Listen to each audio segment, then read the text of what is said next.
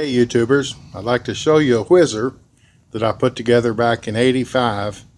It's on about a 60 some odd, somewhere in the 60s, maybe even 70s frame. It's not at all original. When I got the motor, it had a crankshaft, rod, cam, head, clutch assembly, and wheel pulley. That's all I got. So I used tecumseh rings. I cut out the ring grooves in the piston. It was very, very worn, so I cut the grooves out and put tecumseh rings in the compression ring hole. Took two new whizzer compression rings that a guy gave me that were so loose in the original grooves it would have been a terrible noise. So I took those two and stacked them 180 degrees apart on the split at the ends. Put them in the oil ring groove.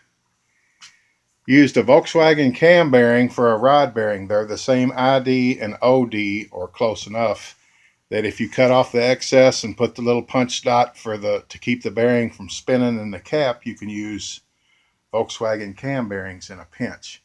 Though it has a flat spot on the crank and they don't last very long. In other words, it was close to blown up, and then somebody took it apart and had wondrous ideas of working on it and never got back to it. But I picked up where they left off. I put a tecumseh coil on it. Didn't have a coil. Some sort of a trail bike compression release, and made me a little bracket out of a bicycle baby seat bracket. So it does have the compression release coming up under the exhaust valve.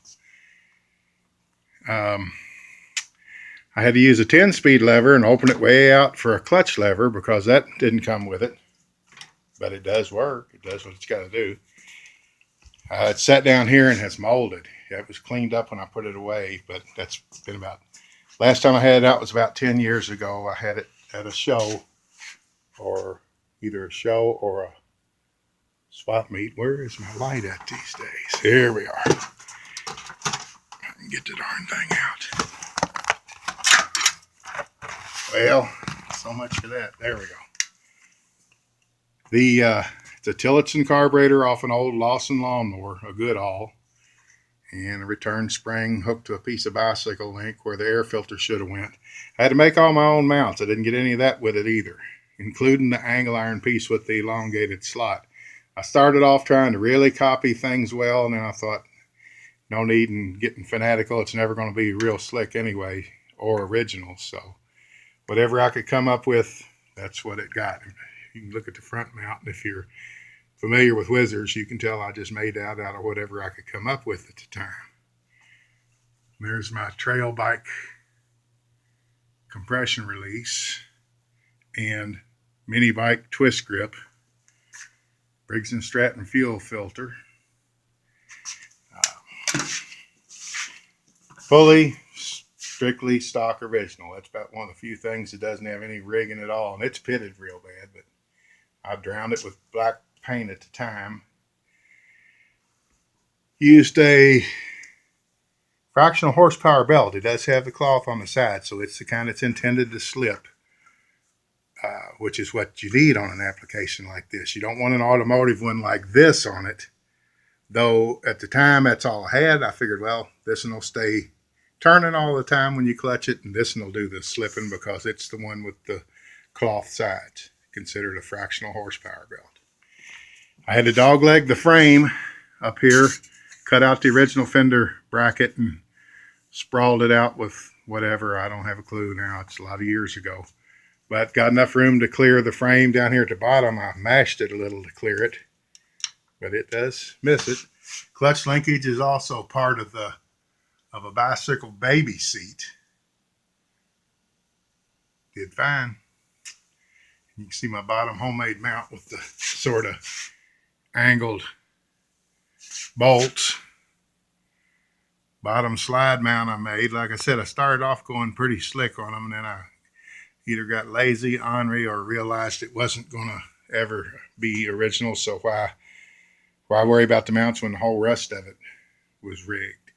The VW cam bearing for the rod, the Lawson rings in the top ring groove, the whizzer rings in the oil ring groove, and I did make a couple of little flat spots with the grinder on those compression rings on the ends, on the bottom of the top ring and the top of the bottom ring, so that oil can make its way out, but it gets scraped off and runs back into the sump like it's supposed to. And that's another one of them little mini bike tanks that I corner as often as I see them at swap meets and so on. Not a whizzer tank, but the closest I could come to at the time. I have zero money in it. I think a set of VW cam bearings was like $4 at my cousin's import place out in Highview. He gave them to me for cost. And so far, I've went through about 5 of them over the years. But that was up until about 10 years ago, and that's when I parked it and got it out this morning, thinking that'd make for a good video. They're not Schwinn fenders, but they keep the mud off your back. It's not a Schwinn seat, but it's an old seat with pleather, fake leather with the protectors. Kind of neat looking old seat. And that's about it. It would run again like I repeat over and over. If I got the varnish out of the carb, the varnish out of the tank, sanded the points, I know it would run because that's what I do ever so often, just for the heck of it, just to get it going. It's maytag exhaust shoved up on a finial off of a hoe or a rake poked up in there, which is probably a little restrictive, but it doesn't matter.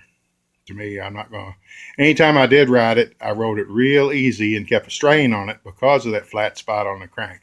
If you're always holding a strain forward or always holding a strain letting off, it doesn't hammer. But if you got in that sweet spot, it would, you could hear it clanking and banging. And even with heavy oil, when it's get to where it's making a little more noise than I felt safe with, I'd pop the cover off and doctor me out another bearing. You could clamp them around a 3/4 socket, if I'm not mistaken.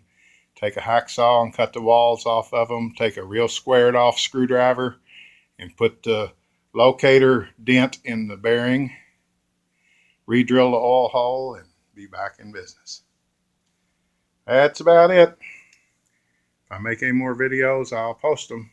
Thanks for watching. They're under John's Motorized Bikes, Wade Made Motorized, Mayhem, or I think that's the 2 names that you'll find them under on YouTube. Thanks for watching. Bye-bye.